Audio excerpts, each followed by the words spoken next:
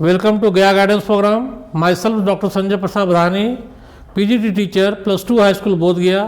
बच्चों, आज मैं जो आपको पढ़ाने जा रहा हूँ वह है बायोटेक्नोलॉजी एंड इट्स एप्लीकेशन। ये आज का लेक्चर 2 है जो मैं आपको समझाने जा रहा हूँ। बायोटेक्नोलॉजी का मतलब मैं पहले समझा भी चुका हूँ, पहले भी क्लास बता चुका हूँ कि बायोटेक्नोलॉजी क्या है साहब। बायोटेक्नोलॉजी वो तकनीक है, वो सिस्टम है, वह प्रोसेस है जिसमें हम लिविंग ऑर्गेनिम्स के या उसके एंजाइम्स का यूटिलाइजेशन करते हैं, यूज़ करते हैं हम अपने पर्पस के लिए, अपने यूज़फुलनेस के लिए। क्या वो हमारे लिए कैसे उपयोगी हैं, आप समझे, ये चीज़ है। अब इस चैप्टर में मैं बताना जा रहा हूँ कि बायोटेक्नोलॉजी का हमारे दैनिक जीवन में क्या उसका उपयोग है, क्या उसके फ़ायदे हैं, इसको मैं पढ़ाने जा रहा हूँ बच्चों। और क्लास 12th में जो है बच्चों जो है इसमें 2 चैप्टर को हम लोग को डील करना है। एक कृषि के बारे में, खेती हो गया, एग्रीकल्चर जिसको कहते हैं, और दूसरा जो है दवाई के बारे में, मेडिसिन के बारे में कि मेडिसिन में इनका क्या रोल है और एग्रीकल्चर में इनका क्या रोल है, इसके बारे में मैं पढ़ाने जा रहा हूँ बच्चों। पहला जो लिखा कि बायोटेक्नोलॉजी का एप्लीकेशन कहाँ कहाँ यूज है। इस विज्ञान का बायोलॉजी की एक शाखा है बायोटेक्नोलॉजी, एक रिसेंट इमर्जिंग साइंस है, इमर्जिंग बायोलॉजी का इमर्जिंग साइंस है जिसमें काफ़ी अभी संभावनाएं हैं आगे बढ़ने का, काम करने का, और आपको जो है इसमें काफ़ी स्कोप्स हैं। इंडिया में थोड़ा कम स्कोप है लेकिन फॉरेन में से काफ़ी ज़्यादा स्कोप्स है बच्चों। बायोटेक्नोलॉजी का एप्लीकेशन किन किन क्षेत्र में इनका जो है हम लोग इस साइंस का, इस विज्ञान का हम लोग सहारा ले रहे हैं, वह एनर्जी प्रोडक्शन के क्षेत्र में, वेस्ट वाटर ट्रीटमेंट के क्षेत्र में, बायोमेडिसिन जैव उपचार के क्षेत्र में, प्रोसेस्ड फूड के क्षेत्र में, जेनेटिकली मॉडिफाइड क्रॉप्स के निर्माण में। आप सुने होंगे बीटी कॉटन का नाम सुने होंगे, गोल्डन राइस का नाम सुने होंगे, आप जो है एटलस 66 का नाम सुने होंगे। ये सब जो है genetically modified crop, flavour saver का नाम सुने होंगे, ये जेनेटिकली मॉडिफाइड क्रॉप्स हैं। या डायग्नोस्टिक, बीमारियों का पता लगाने के क्षेत्र में, नॉर्मली कोई बीमारी, जब हमको कोई बीमारी होती है, जब पूरा बीमारी हमारे शरीर में फैल जाता है तब हम उसके बारे में हमारी आंखें खुलती हैं। लेकिन इस टेक्नोलॉजी में, इस विज्ञान में भी कोई पैथोजन जब शरीर में घुसा उसी समय उसकी जानकारी हासिल कर लेते हैं बच्चों। ये सब पढ़ाएंगे आपको आगे। उसके बाद थेरापेटिक्स, दवाइयों के बारे में, बायो फार्मास्यूटिकल्स जो है इस क्षेत्र में इनका काफ़ी उपयोग हो रहा है, इनका काफ़ी इस पर जो है इनका योगदान है, सहयोग है बच्चों।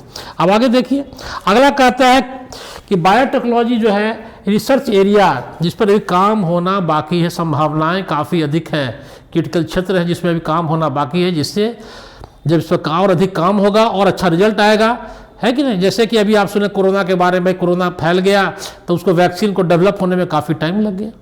लेकिन यही जब हमारा इस बायोटेक्नोलॉजी जो बहुत डेवलप होता तो जो सालों साल टाइम लग गया, हर वेरिएंट का जो है वैक्सीन खोजने में टाइम लगा, वो काफ़ी जो है कम समय में हम लोग क्षमता हासिल कर लेते। तो वो रिसर्च एरिया क्या है साहब?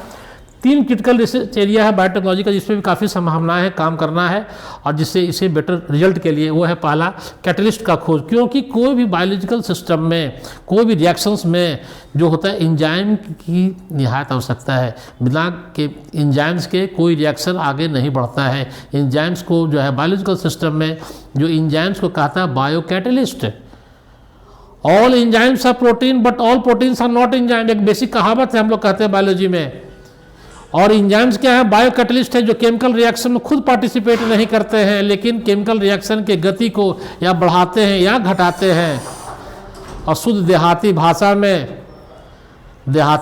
में हम लोग क्या कहते हैं कि भाई ये बैठकबाजी का रोल अदा करते हैं। बैठकबाजी कर चुट्टी काट लेते हैं भैया, बहुत लोग होते हैं कि लड़वा देते हैं, चुट्टी काट लेते हैं और किनारे घसक जाते हैं, मजा लेते हैं, खुद पार्टिसिपेट नहीं करते हैं, बोलते हैं। दूसरा क्या है कि कोई भी कैटलिस्ट को काम करने के लिए क्या चाहिए? ऑप्टिमम कंडीशन चाहिए। जब तक उनको ऑप्टिमम कंडीशन नहीं मिलेगा, पीएच है, टेम्परेचर है, बहुत से फैक्टर्स हैं, जब तक उनको एक ऑप्टिमम टेम्परेचर, ऑप्टिमम कंडीशन मुहैया नहीं होगा तब तक वो बढ़िया से वर्क नहीं करेंगे। और जब ऑप्टिमम कंडीशन मिलेगा तो उनसे मिलने वाले प्रोडक्ट्स जो है काफ़ी ज़्यादा हो जाएंगे।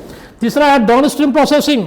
डाउन स्ट्रीम प्रोसेसिंग में क्या है कि जब कोई प्रोडक्ट बनाए, कोई वैक्सीन का निर्माण किए, कोई दवाई का निर्माण हुआ, कोई एंटीबायोटिक्स का निर्माण हुआ। अब जो प्रोडक्ट बना उनको फिर क्या करना है साहब, separation and purification. Down stream में क्या है साहब, सेपरेशन एंड प्यूरिफिकेशन जो है, हर प्रोडक्ट का सेपरेशन एंड प्यूरिफिकेशन का जो टेक्निक है वो अलग अलग होता है बच्चों, दिमाग में रख लो।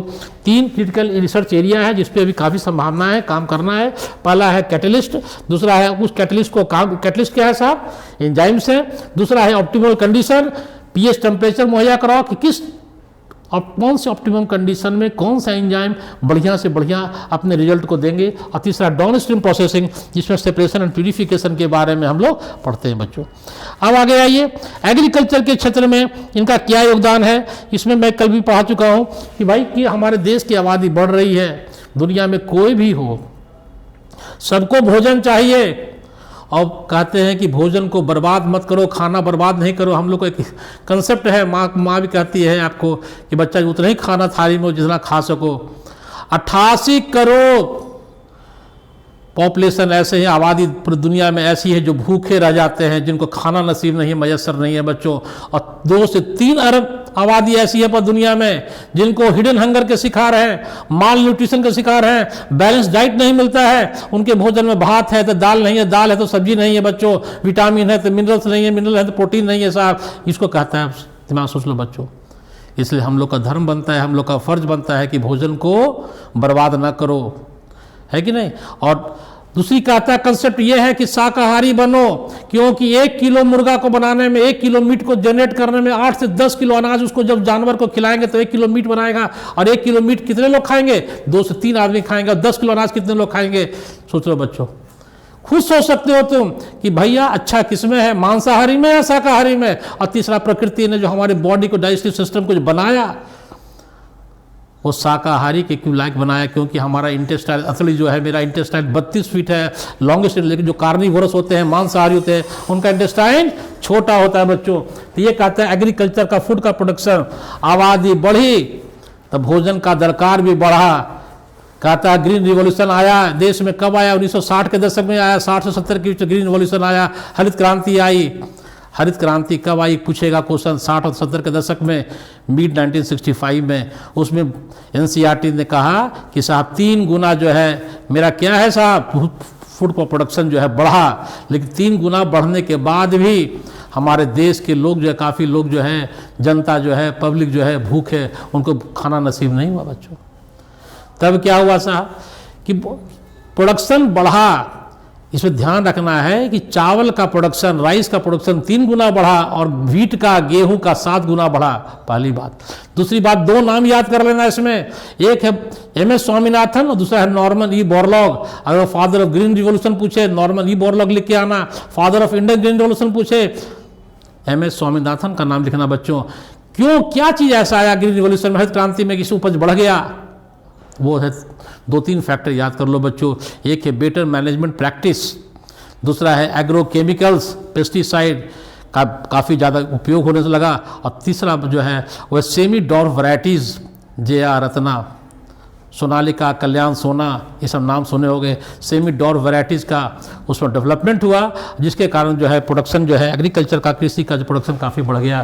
तो ये कहता है कि फूड को 3 ऑप्शन है, 3 कारण जो फूड के प्रोडक्शन को बढ़ाए। पहला एग्रोकेमिकल, एग्रोकेमिकल क्या, खाद का उपयोग काफ़ी ज़्यादा होने लगा। जब खाद ज़्यादा उपयोग होगा तो उसका साइड इफेक्ट भी होगा। केमिकल का ज़्यादा यूज करिएगा तो क्या होगा साहब, बायोमैग्निफिकेशन होगा। और उसका जो भी दवाइयाँ लेंगे, खाद में क्या है, दवाई, यूरिया, DAP, ये सब क्या है, ये सभी केमिकल्स हैं जो हमारे शरीर में बायोमैग्निफिकेशन की प्रॉपर्टी को डेवलप करते हैं, जो हमारे शरीर के लिए जहर हैं और हमारी आयु को घटाते हैं। दूसरा है ऑर्गेनिक एग्रीकल्चर, जो कहते हैं कार्बनिक खेती। कार्बनिक खेती का मतलब क्या हुआ साहब, वैसा खेती जिसमें केमिकल का यूज ना हो, मिनिमम हो। कार्बनिक खेती, इसमें जो है हम लोग को जो पढ़ना, रमेश चंद्र डागर, सोनीपत हरियाणा, अपने फार्म में ऑर्गेनिक कार्बनिक खेती के माध्यम से उन्होंने अपना खेत को वो सिस्टमाइज किया। उसमें फार्मूला बताए थे ABCD का, याद कर लो बच्चों। तीसरा जो है हम लोग को जो बायोटेक्नोलॉजी में, तीसरा हमको ये दोनों हमारे बायोटेक्नोलॉजी का हिस्सा नहीं है, लेकिन ये जेनेटिकली इंजीनियर्ड क्रॉप जो है, GM क्रॉप कहते हैं उसको, जेनेटिकली मॉडिफाइड क्रॉप। क्या लिखा है, जेनेटिकली मॉडिफाइड ऑर्गेनिज्म ऑर्गेनिज्म में सारे ऑर्गेनिज्म आ गए, एनिमल आ गए, प्लांट आ गए, बैक्टीरिया फंगाई आ गए, पेड़ पौधे जानवर बैक्टीरिया फंगाई कवक सभी आ गए। तो कहता है पहले भी पढ़ा चुके, कोई भी ऑर्गेनिज्म होगा, कोई भी जीव होगा, शरीर कोशिका का बना है। कोशिका में क्या होगा साहब? कोशिका is the basic unit of life, structural and functional unit of our body. शरीर की संरचनात्मक और क्रियात्मक इकाई है। सेल क्या है? एक मॉलिक्यूलर फैक्ट्री है, उसमें सारी चीज़ का निर्माण होता है। कोई भी सेल होगा उसमें क्रोमोजोम होगा, उसमें न्यूक्लियस होगा, न्यूक्लियस में क्रोमोजोम होगा, जिसे गुणसूत्र कहते हैं। और वो गुणसूत्र किससे बना है साहब? डीएनए से बना है, प्रोटीन से बना है। और डीएनए के एक यूनिट को क्या कहते हैं? जीन। जीन का मतलब मत सोचिए भूत प्रेत वो देहात में होता है, भूत प्रेत जीन होता है, उसके बारे में सोचना साहब। ये जीन जो है एक इंजाइम का निर्माण करता है। जीन एक करेक्टर के लिए रिस्पॉन्सिबल है। 1 जीन 1 इंजाइम 1 करेक्टर पढ़े होंगे साहब। और हर का क्रोमोजोम जो होता है वो डीएनए का बना होता है। डीएनए किसका बना है? नाइट्रोजनस बेस का बना है। नाइट्रोजनस बेस कितने तरह के होते हैं? 4 तरह के होते हैं, प्यूरिन और पायरिमिडीन, ATGC। कौन किससे कंबाइन किया बता चुके हैं। एक जी से करेगा, सी टी से करेगा। फॉर्मूला क्या बताया था? जी सुनती हो, बताया था ना, जी सुनती हो। AGCT याद कर लो बच्चों। और ये जैसे अंग्रेजी में 26 अल्फाबेट मिल करके लाखों करोड़ों वर्ड्स का निर्माण करते हैं, उसी तरह से ये नाइट्रोजनस बेस के डिफरेंट सीक्वेंस मिल करके आपस में मिल करके नए नए करेक्टर का निर्माण करते हैं। वो जीन्स कहता क्या है कि खुद कह रहा वो ऑर्गेनिज्म जिसके जो नॉर्मल जीन जो है उसमें मॉडिफिकेशन हो गया, चेंजेस हो गया, अल्टरनेशन हो गया, उसे क्या कहेंगे? Genetically modified organism. नॉर्मल जो जीन सीक्वेंस मेरे बॉडी में है, मेरे सेल में है, उसके जीन में हमने परिवर्तन कर दिया, चेंजेस ला दिया, उसको कहा जेनेटिकली मॉडिफाइड ऑर्गेनिज्म कहा बच्चों। अब आगे देखिए, अब आगे क्या कहता है कि भाई जो जेनेटिकली मॉडिफाइड GM क्रॉप कहते हैं, जेनेटिकली मॉडिफाइड क्रॉप, पेड़ में फसल में क्या कहेंगे? Genetically modified crop. Normal gene के अलावा बाहर से उसमें जीन इंसर्ट कर दिए। और जीन किसके लिए रिस्पॉन्सिबल है? करेक्टर के लिए, गुण के लिए रिस्पॉन्सिबल। अच्छा गुण हर कौन नहीं चाहता साहब कि बढ़िया से बढ़िया गुण हो। तो जो जेनेटिकली मॉडिफाइड क्रॉप में क्या क्या खासियत होंगे? वो जो एबायोटिक स्ट्रेस में, एबायोटिक स्ट्रेस में क्या होंगे? धूप है, गर्मी है, बरसात है, वो जो हीट है, सॉल्ट है, वो सबसे सहन शक्ति बढ़ गई। दूसरी क्या है? केमिकल के ऊपर, फर्टिलाइजर के ऊपर मेरी डिपेंडेंसी बढ़ गई। भारत गरीब देश है, पैसा नहीं है किसान के पास, वो महंगा से महंगा खाद को खरीदें। तो आज वैज्ञानिकों ने सोचा, कृषि वैज्ञानिक ने सोचा कि बायो पेस्टिसाइड पैदा कर दो साहब, उसी प्लांट के अंदर इंसेक्ट से लड़ने की क्षमता पैदा कर दो साहब, तो केमिकल डिपेंडेंसी कम गई। दूसरा क्या है? Post harvest loss. फसल कटने के बाद जो बर्बादी होती है, जो टमाटर की आप खेती कर रहे हो, टमाटर खेत में लाए तुरंत पक गया, सड़ गया, तो बर्बादी नहीं साहब। तो ऐसा व्यवस्था करो कि पकने के बाद भी बहुत दिन तक वो जो है सड़े गले नहीं। पोस्ट हार्वेस्ट लॉस को भी कमाता है साहब। मिनरल यूसेज में क्या हुआ साहब कि भाई पौधा कोई भी मिनरल्स को, अपने भोजन को कहाँ से लेता है साहब? सॉइल से लेता है साहब। तो जेनेटिकली मॉडिफाइड जो GM जो क्रॉप होते हैं उसमें ये गुण होता है कि उतने ही मिनरल्स को लेगा जितनी उसकी ज़रूरत है, और जब ज़रूरत है तभी लेगा। ये उसमें ऐसा सिस्टम होता है बच्चों। नॉर्मली प्लांट क्या करते हैं कि जो खाना मिला पूरा खा गया, पूरा सॉइल में उसकी कमी हो गई साहब, ऐसा नहीं होना साहब। तो मिनरल का यूसेज वही करता है, मिनरल यूजेज करता है। न्यूट्रिशनल वैल्यू ऑफ फूड आप पढ़ चुके हैं। बायो फोर्टिफिकेशन में क्या पढ़ाए थे? वह प्रोसेस है जिसमें क्रॉप के न्यूट्रिशनल वैल्यू को बढ़ा दिया जाता है साहब, पढ़े हैं ना। 8+66 हाई प्रोटीन कंटेंट वीट है, पढ़े हैं, पढ़ा चुका हूँ आपको जो है हाइब्रिड मेज 2000, इसमें क्या है? लाइसिन और ट्रिप्टोफैन अमीनो एसिड की संख्या काफ़ी ज़्यादा, MLT पर पढ़ा चुका हूँ आपको। आयरन फोर्टिफाइड राइस का नाम सुने होंगे, गोल्डन राइस का नाम सुने होंगे जिसमें विटामिन A इनरिच क्रॉप है। फिर तीसरा क्या है कि GM जो है बायोटेक्नोलॉजी के द्वारा एक टेलर मेड प्लांट, क्या कहता है? Tailor made plant. Tailor made plant मतलब ये मत समझ जाना बच्चों कि दर्जी दे पेड़ को बनाया। अरे साहब, टेलर मेड प्लांट का मतलब कंसेप्ट ये होता है कि वह वैसा बायोटेक्नोलॉजी के द्वारा ऐसे पौधे को बनाओ जो बहुउपयोगी हो, मल्टीपल पर्पस हो। जैसे नीम का हर पार्ट्स यूज होता है, वो कहता है मल्टीपर्पस प्लांट डेवलप करने के बारे में किसान सोचते हैं, कृषि वैज्ञानिक सोचते हैं कि टेलर मेड प्लांट का निर्माण जो है ये चला। तो ये सब बच्चों जो मैंने पढ़ाया आपको, ये जीएम क्रॉप का क्या इम्प्लीकेशन है उसके बारे में बताया। अब आपको जो है पेस्ट असिस्टेंट के बारे में बता रहा हूँ कि बीटी कॉटन के बारे में आपको पढ़ना है। बीटी कॉटन क्या है? बीटी का मतलब फुल फॉर्म होता है बीटी, बी से बैसिलस थुरिनजेनेसिस। क्या ये देखिए फोटो देखिए, ये बैसिलस थुरिनजेनेसिस है साहब। ये क्या है साहब? बैक्टीरिया है। बी से बैक्टीरिया, बी से बैसिलस और टी से थुरिनजेनेसिस, इसका शॉर्ट फॉर्म बी यहाँ से लिए, टी यहाँ से लेके बीटी लिख दिए। तो बीटी क्या हो गया? एक बैक्टीरिया है और ये बैक्टीरिया अपने अंदर उसके अंदर एक जीन है। वह जीन जो है एक प्रोटीन का निर्माण करता है और उस प्रोटीन में ये प्रॉपर्टी है, इंसेक्ट को किल करने की प्रॉपर्टी है। जब बैसिलस थुरिनजेनेसिस बैक्टीरिया के जीन को, जिस जीन का नाम बच्चों है क्राइजीन, ये क्राइजीन एक तरह के टॉक्सिन का, एक जहर का निर्माण करता है, इसका नाम है बीटी टॉक्सिन। उस जीन को जब निकाल करके क्रॉप प्लांट में डाल दिया गया, कॉटन में डाला गया, मकई में डाला गया, तो देखा गया कि जो इंसेक्ट हैं, जो पेस्ट हैं, जो उसको हार्म पहुंचाते हैं, जब वो पत्ते को खाए, जब वो प्रोटीन उनके बॉडी में गया तो वो इंसेक्ट मर गए। तो उसका फायदा हो गया ना सर, इंसेक्टिसाइडल नेचर हो गया। वही कहता है कि बैसिलस थुरिनजेनेसिस क्या है साहब? क्वेश्चन अगर आ गया, बैक्टीरिया है। शॉर्ट बीटी क्या है साहब? इसका शॉर्ट फॉर्म है बीटी हो गया, बैसिलस थुरिनजेनेसिस। बी से बैक्टीरिया, बी से बैसिलस थुरिनजेनेसिस। ये जो इसके जो प्रोटीन जो बनाते हैं वो सारे इंसेक्ट को मारते हैं। नहीं साहब, कल पढ़ा चुका हूं, वो 3 ऑर्डर है इंसेक्टा के, 3 ऑर्डर हैं। दुनिया में सबसे ज़्यादा आर्थ्रोपोडा में सबसे ज़्यादा इंसेक्टा जानवर में पढ़ चुके हैं। उसमें 3 ऑर्डर हैं। कौन कौन है साहब? आपका लेप्डोप्टेरन, कोलेप्टेरन, डायप्टेरन। डीएलसी याद करें। डायप्टेरन्स में कौन एग्जाम्पल है? फॉलो द डीएम साहब बताया, डीएम डायप्टेरन मॉस्किटो या हाउस फ्लाई मक्खी। लेप्डोप्टेरन एलटीए फॉलो बताया है कल आपको, एलटीए लेप्डोप्टेरन का एग्जाम्पल है टोबैको, बडवर्म और आर्मी वर्म को सैनिक कीड़ा कहते हैं। कोलेप्टेरन का एग्जाम्पल है बताया, तो फॉर्मूला क्या है? बीसी याद कर लो बच्चों। बीटल और कोलेप्टेरन्स कहते हैं, बीटल्स को गुब्रैल भी कहते हैं बच्चों। अब क्या कहता है आगे कि बैसिलस थुरिनजेनेसिस जो है, ये जो है एक प्रोटीन का निर्माण करता है। उस प्रोटीन का नाम है बीटी टॉक्सिन। यह प्रोटीन किस फॉर्म में है? क्रिस्टल फॉर्म में है। लेकिन ये प्रोटीन का नेचर कैसा है? इंसेक्टिसाइडल है, इंसेक्ट को मारता है, कीड़ा को मारता है।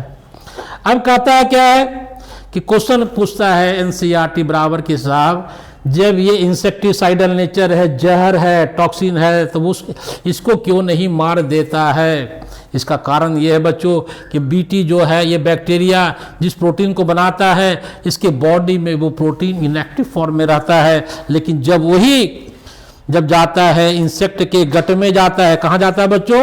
इंसेक्ट जब उसको खाता है तब क्या होता है साहब कि अल्कलाइन पीएच जो होने के कारण इंसेक्ट का फोरगट, मिडगट, हिंडगट, मिडगट में याद कर लो, इसी क्वेश्चन आता है हर परीक्षा में। मेडिकल का परीक्षा दो, दुनिया कोई परीक्षा दो, इसी क्वेश्चन आता है साहब कि ये जो टॉक्सिन है बीटी टॉक्सिन, इंसेक्ट के जो मिडगट है, मिडगट में अल्कलाइन पीएच में वो एक्टिवेट हो जाता है और क्या करता है कि इसके जो इपिथेलियल सेल्स हैं, इपिथेलियल सेल्स पे पोर, छेद पैदा कर देते हैं और उसके सेल को जान मार देते हैं और वो इंसेक्ट जो है मर जाता है। वही बात कहता है, insect ingest the inactive toxin convert into active toxin. काहे साहब? अल्कलाइन पीएच के कारण जो उसके जो है गट में जो है वो आता है। और ये टॉक्सिन क्या करता है? टॉक्सिन जहर उसके जो मिड गट के एपिथेलियल सेल को पोर, छेद दे देता है और उसके कारण सेल में स्वेलिंग हो जाता है, सेल डेड कर जाता है और इंसेक्ट की कहानी जय श्री राम हो जाती है, इंसेक्ट मर जाता है साहब।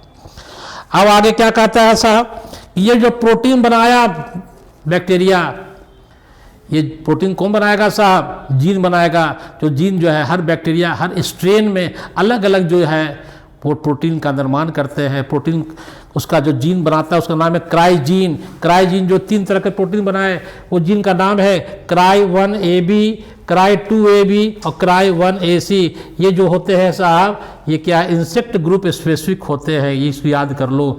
जो बीटी टॉक्सिन है ये इंसेक्ट ग्रुप स्पेसिफिक है। मैं बता चुका हूँ आपको कि कॉटन बॉलवर्म में कॉटन में जो बॉल वर्म जो कीड़ा है, इंसेक्ट है, इसको डैमेज पहुंचाता है और इस बॉल वर्म को जो किल करता है टॉक्सिन का नाम है क्राई 2AB और क्राई 1AC। याद कर लो, लिख के याद कर लो बच्चों, याद नहीं होने वाला है।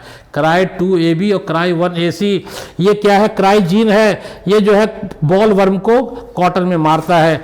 कॉर्न एक है cry 1AB। Cry 1AB gene जो है, जो प्रोटीन बनाया वो जो है बोरर छेदक, कौन छेदक? कॉर्न मतलब मकई बोरर को किल करता है, कॉर्न बोरर को किल करता है क्राई 1AB। ये कंसेप्ट आपका क्लियर हो गया बच्चों।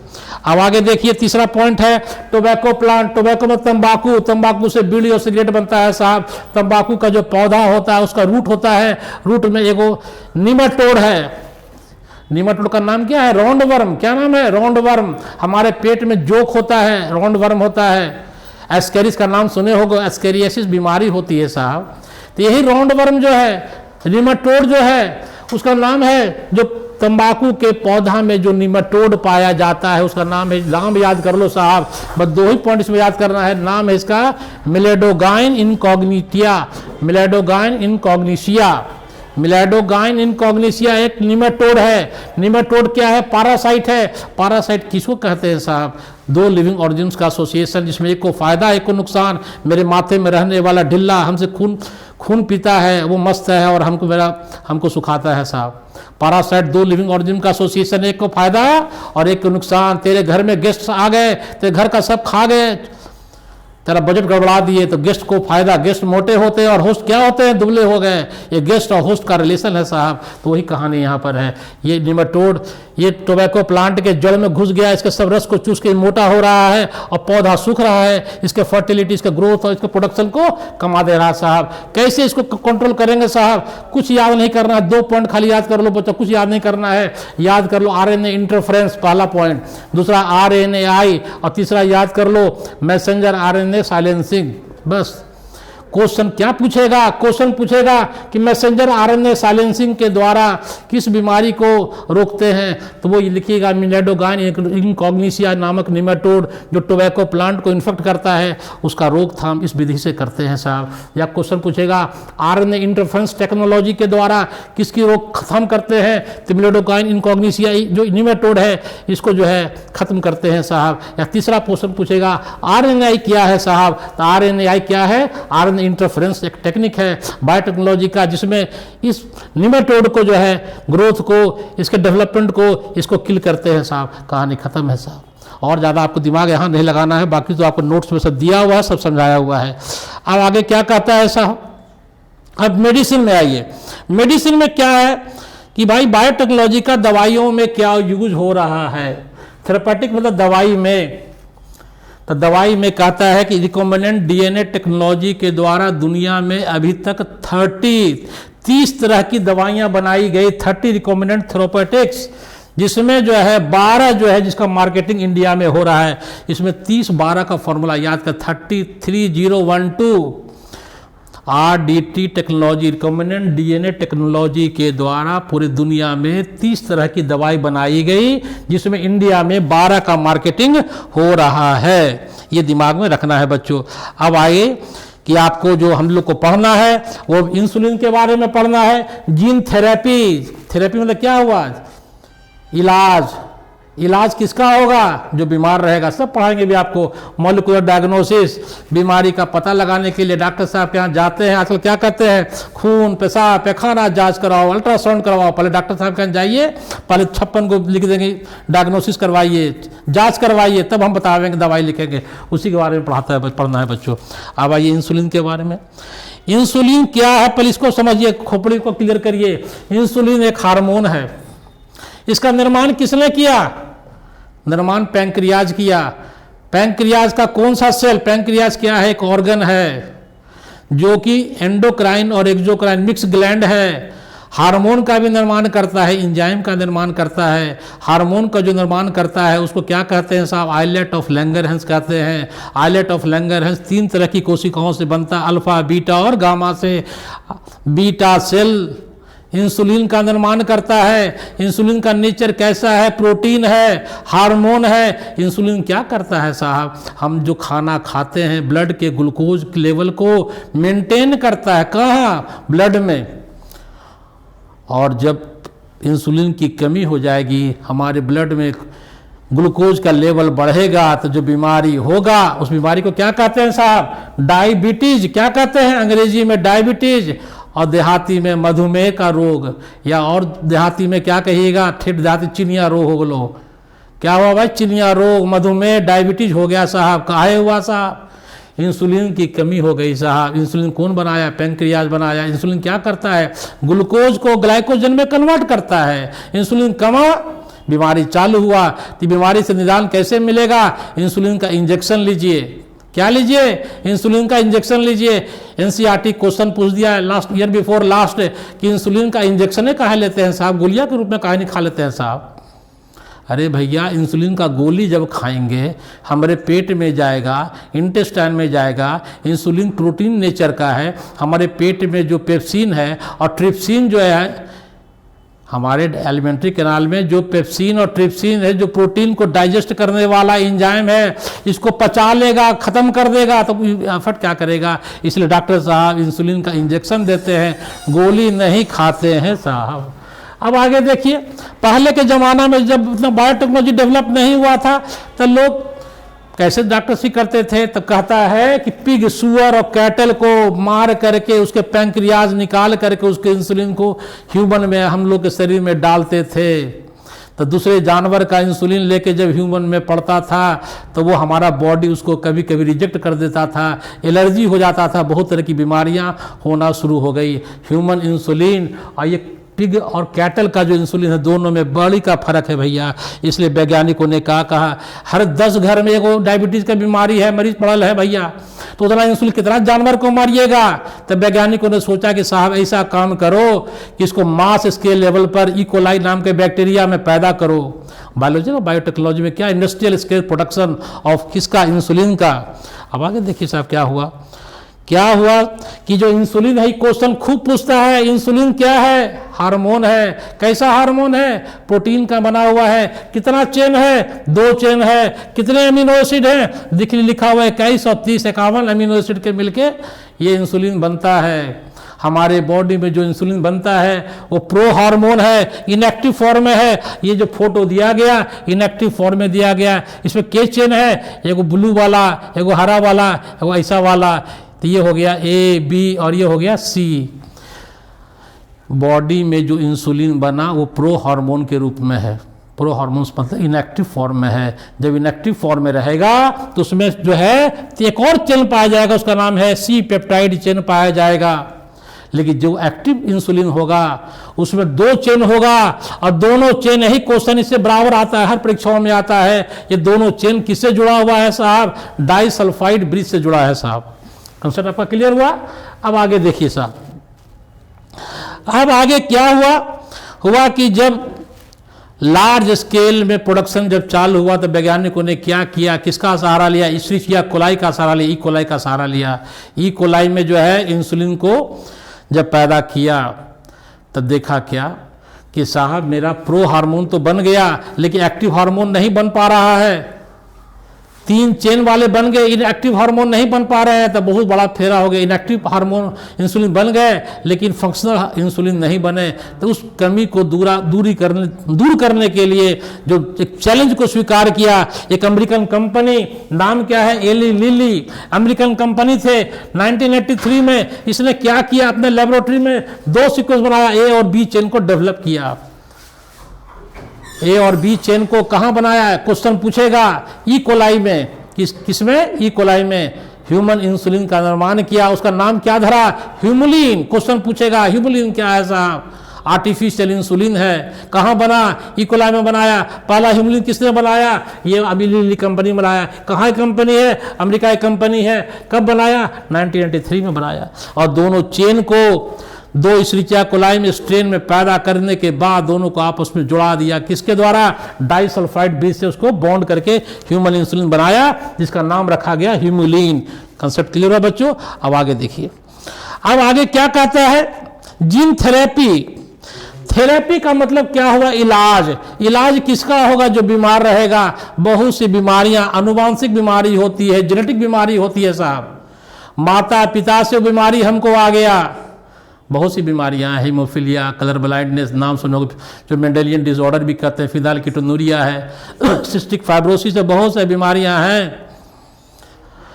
उन बीमारी को, भाई बीमारी है, डिजीज है, उसके लिए कौन सा रिस्पॉन्सिबल? तो उसको क्या करते हैं कि जीन डिफेक्ट, जीन में डिफेक्ट है, जो जीन उस कैरेक्टर के लिए, उस हार्मोन के लिए, उस एंजाइम के लिए रिस्पॉन्सिबल है, उस जीन में कुछ बदलाव आ गया, कुछ चेंजेज आ गया, कुछ मैनिपुलेशन आ गया, उसको जो हमको ठीक करना है, तो कहता है जीन थेरेपी एक मेथड है। क्या मेथड है साहब? कि जीन डिफेक्ट जहां पर है, जीन में जहां खराबी है, उस डिफेक्ट को ठीक करना है, सही करना है, जीन के सीक्वेंस को सही कर देंगे साहब। तो उसके लिए क्या है? Genes are inserted in person cell and tissue to treat hereditary disease. इसलिए बाहर से फंक्शनल जीन को, अच्छे जीन को, खराब जीन को हटाएंगे, जो कैंची से काट के खराब को हटा देंगे, बढ़िया डाल देंगे, तो बढ़िया जीन जो है बढ़िया हार्मोन का, बढ़िया एंजाइम का, बढ़िया प्रोटीन का निर्माण करेगा और बीमारी से हमको निजात मिल जाएगा साहब। फर्स्ट जीन थेरेपी, खूब क्वेश्चन आता है कि फर्स्ट जीन थेरेपी कहाँ हुआ? इस लड़की का फोटो देखो, ये श्रीलंका के रहने वाली है, नाम क्या है? Ashanthi De Silva.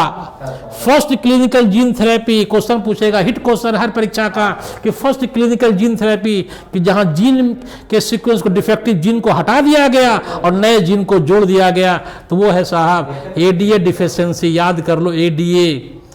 First clinical gene therapy कहाँ, कब किया गया? 4 साल की जो लड़की थी, श्रीलंका के रहने वाली थी, उसमें प्रॉब्लम क्या था? एक एंजाइम है एडिनोसिन डीएमिनेज एंजाइम डिफिशियंसी, उसके बॉडी में एडिनोसिन डीएमिनेज नाम का एंजाइम नहीं बनता था। अब प्रश्न उठता है कि इस एंजाइम का काम क्या है भैया? ये इस एंजाइम का काम है इम्यून रिस्पॉन्स। इम्यून का मतलब क्या हुआ? रोग प्रतिरोध क्षमता को बढ़ाता है, मेंटेन करता है। इस एंजाइम की जब कमी हो गई तो क्या हो गया कि जो इम्यून सिस्टम था वो कमजोर हो गया इस लड़की का। तो इसलिए फर्स्ट जीन थेरेपी कहाँ हुआ साहब? ADA deficiency. याद कर लीजिए, एडीए का फुल फॉर्म पूछ दिया, एडिनोसिन डीएमिनेज एंजाइम डिफिशियंसी, याद कर लीजिएगा साहब। अब क्या हुआ साहब? वैज्ञानिकों ने क्या किया?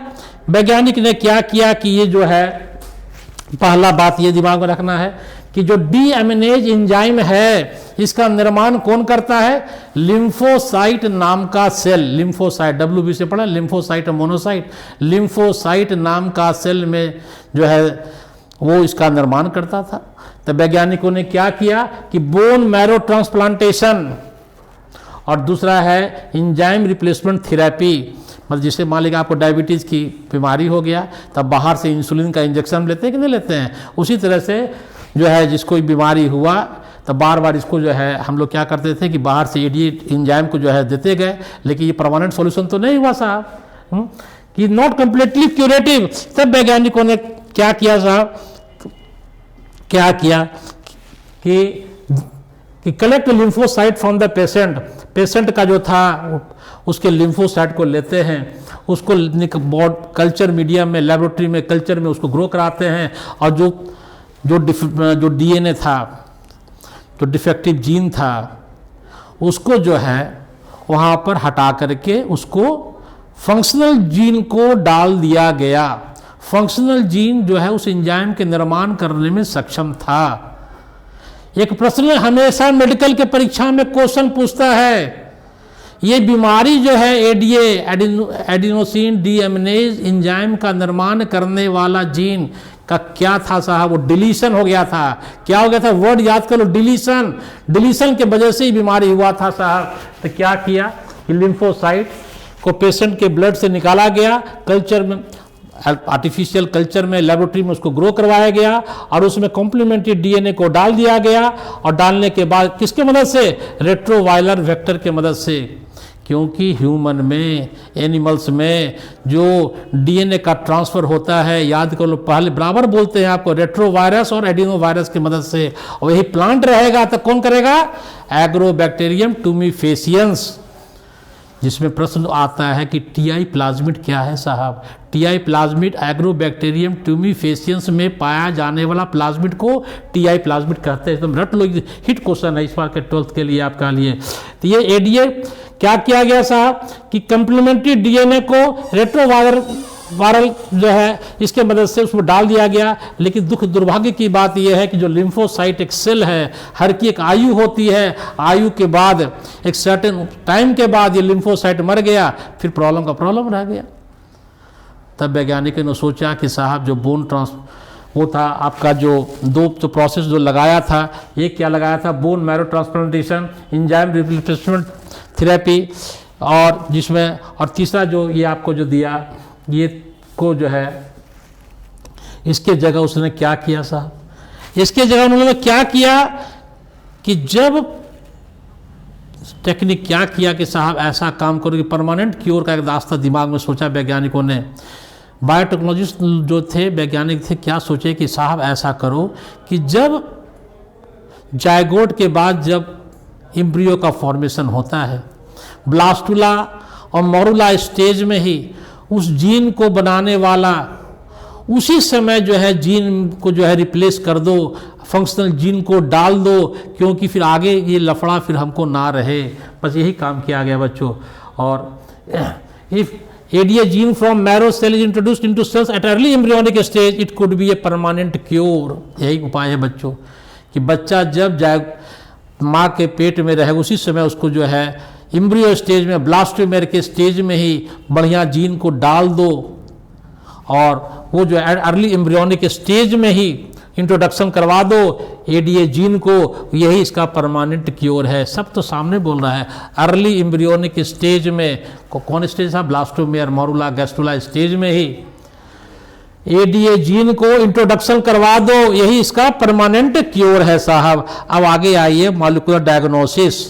मॉलिक्यूलर डायग्नोसिस में क्या कहता है साहब, मॉलिक्यूलर डायग्नोसिस में कहता है कि निदान, कोई बीमारी होता है तो डॉक्टर साहब के यहाँ गए तो डॉक्टर साहब बोले कि साहब ये बीमारी 10 बीमारी बोलिएगा, डॉक्टर साहब बोले कि जांच करवा लो साहब, खून पेशाब पैखाना की जांच कराओ, ब्लड टेस्ट को सीरम टेस्ट भी कहते हैं, यूरिन टेस्ट के द्वारा आपके जो है टाइफाइड हो गया, मलेरिया हो गया, ब्लड टेस्ट हुआ है, होता है ना साहब।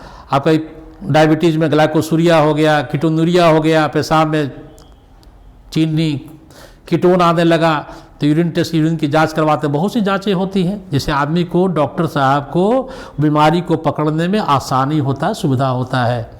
लेकिन दिमाग में यह कंसेप्ट क्लियर कर लो बच्चों कि जब कोई पैथोजन या बैक्टीरिया, वायरस या कोई दुश्मन जब हमारे शरीर में प्रवेश किया, प्रवेश करने के बाद वो अपनी संख्या को बढ़ाया, और जब पूरा संख्या अपनी बढ़ा लिया, अपनी फौज तैयार कर लिया, हमारे सेल पर जब धावा बोलने लगा, हमारे ऑर्गन पर जब अटैक किया, तब हमारा ऑर्गन, हमारा सेल, हमारा टिश्यू वो जो है अपना रिस्पॉन्स शो करने लगा। तब तक काफ़ी देर हो चुका होता है।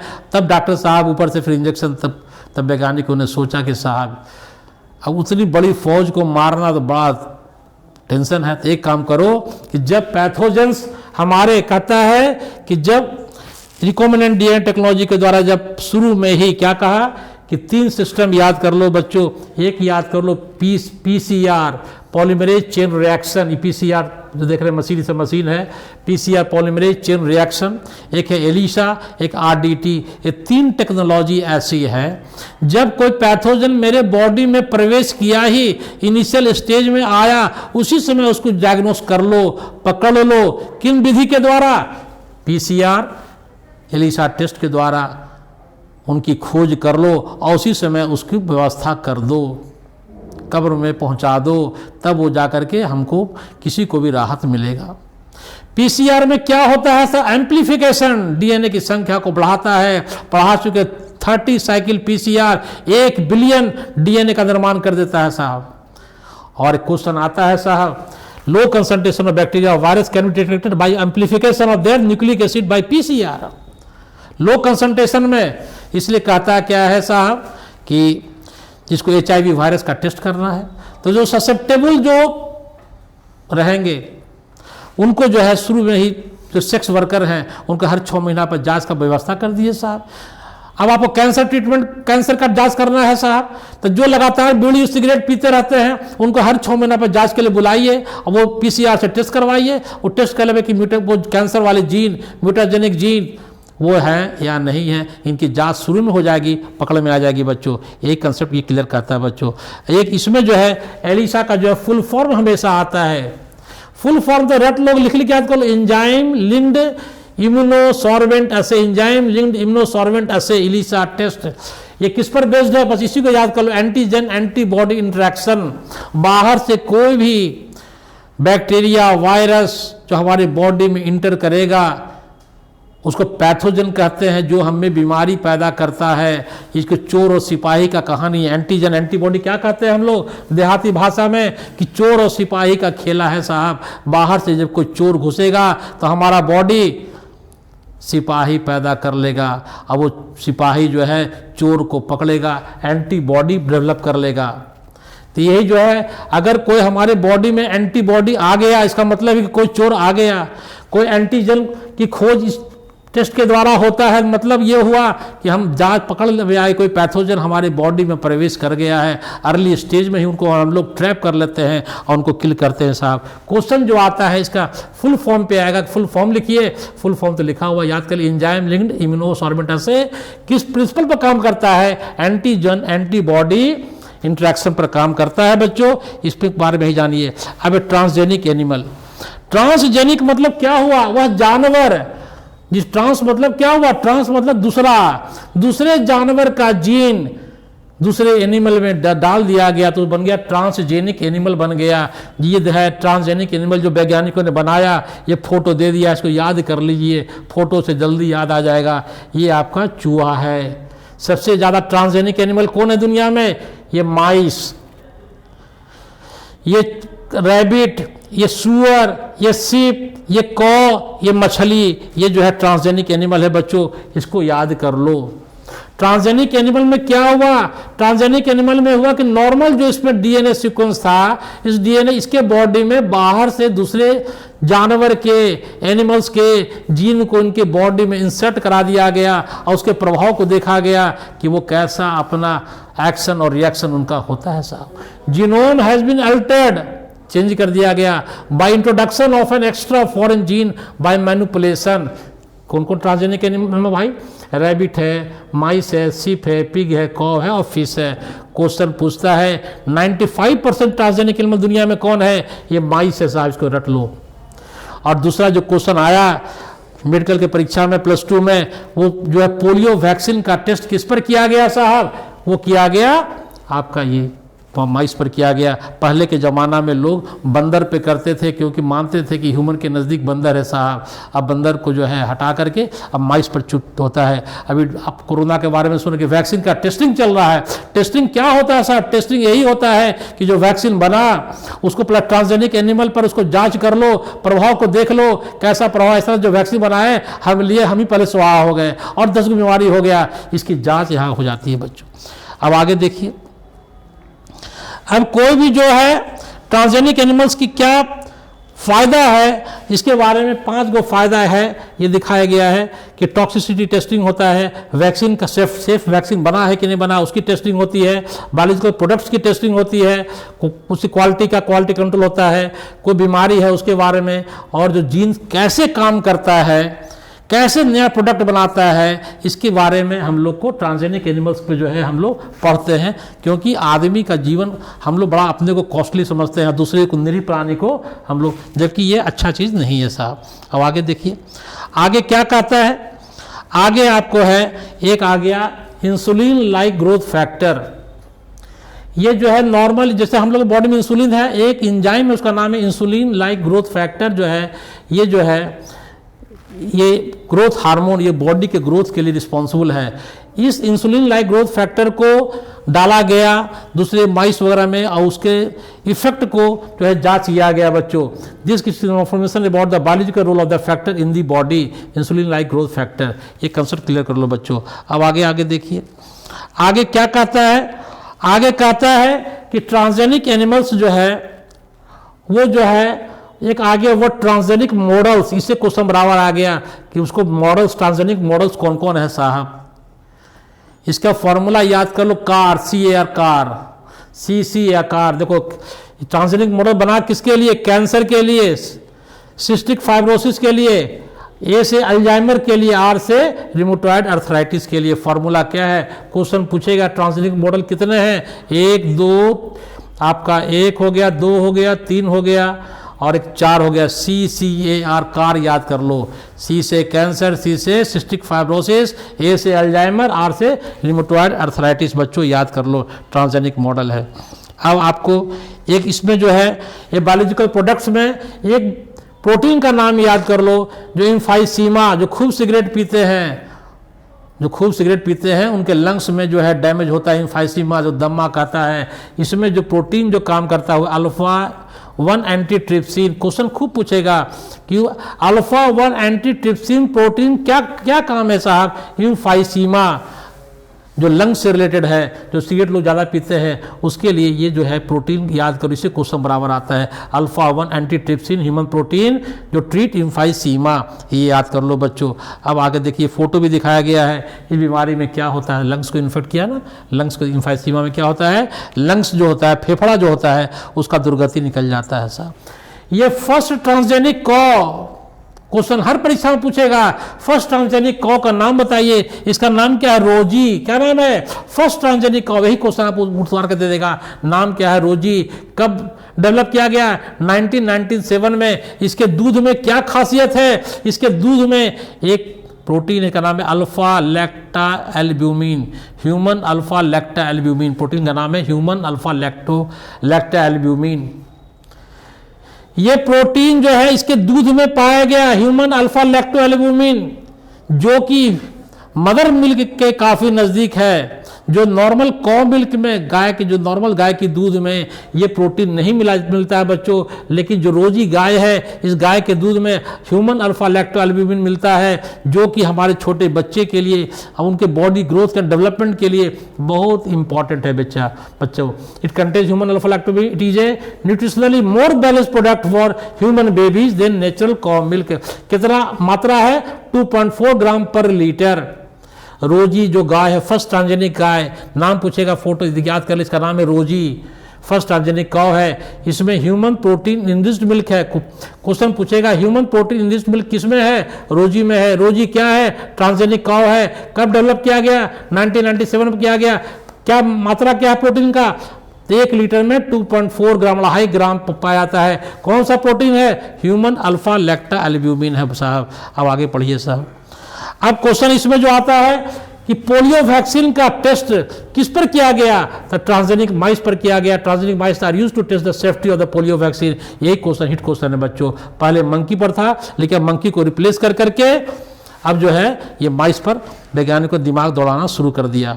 अब आगे देखिए, आगे कहता है इथिकल इशूज। इथिकल इशूज कहता है क्या कि साहब वैज्ञानिक का मतलब मन बढ़ू नहीं होना चाहिए कि भाई हम जीन्स में चेंज कर दिए। एक सिनेमा मूवी बनाया हॉलीवुड का, बिरहाना का नाम सुने होंगे, मछली थी उसमें को जीन वैज्ञानिकों ने क्या किया, जिनमा में चेंज कर दिया और जीन को चेंज किया, ऐसा मछली बन गया कि पर दुनिया में तबाही मचावे लगा साहब। बिरहाना एगो मूवी बना है? उसमें मछली के जीन्स को ही चेंज करके वैज्ञानिकों ने नया दिमाग लगा दिया, खोपड़ी लगा दिया। इसलिए जो हमारा प्रकृति ने जो जीन्स दिया है, जो नॉर्मल सीक्वेंस दिया है, उसमें ज़्यादा बदलाव नहीं करना चाहिए साहब। ऐसा रिसर्च मत कर दो कि कोई नया हमारे इकोसिस्टम के लिए, हमारे दुनिया के लिए ये सब जो है वो नया तमाशा पैदा कर दे और हमारे सिस्टम को ही धराशायी कर दे। इसलिए गवर्नमेंट ऑफ इंडिया ने GEAC एक ऑर्गेनाइजेशन बनाया जिसका नाम है GEAC। हमेशा क्वेश्चन आएगा GEAC क्या है? एक ऑर्गेनाइजेशन है। फुल फॉर्म क्या है? Genetic engineering approval committee.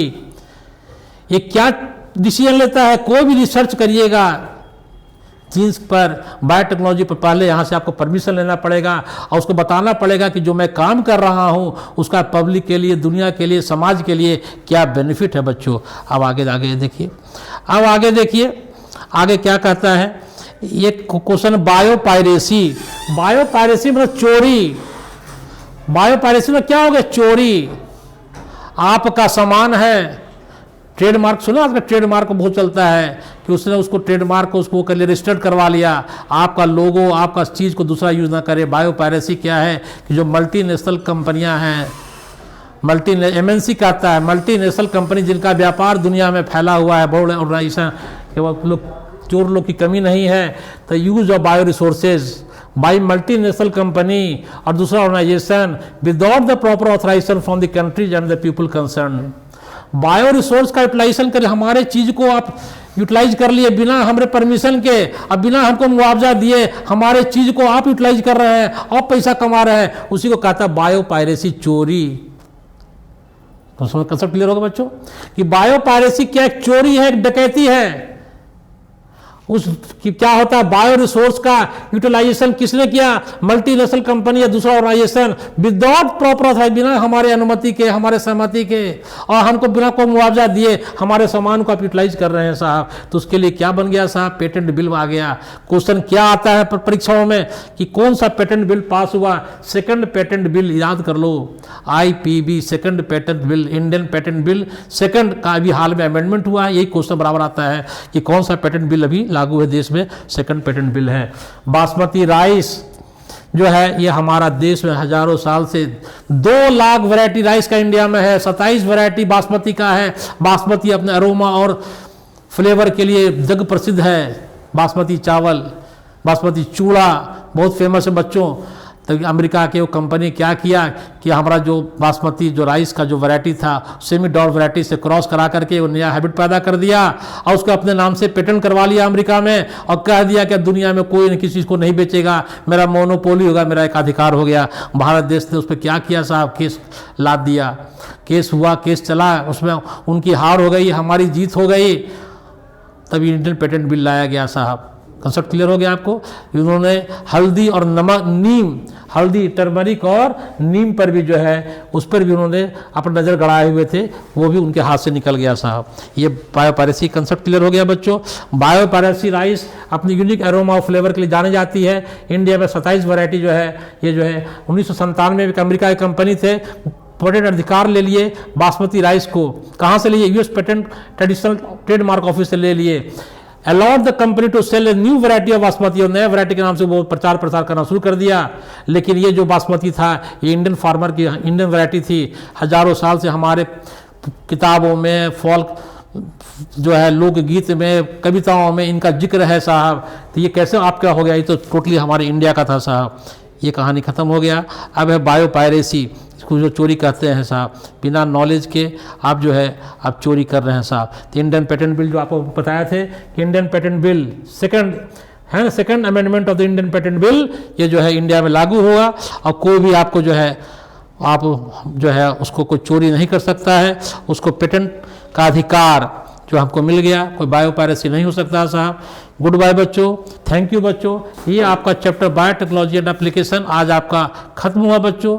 ये जो है इस चैप्टर को मन से पढ़िएगा, इंपॉर्टेंट पॉइंट्स को कॉपी में नोट करिएगा और ये आपको मैथ की तरह नंबर मिलेगा।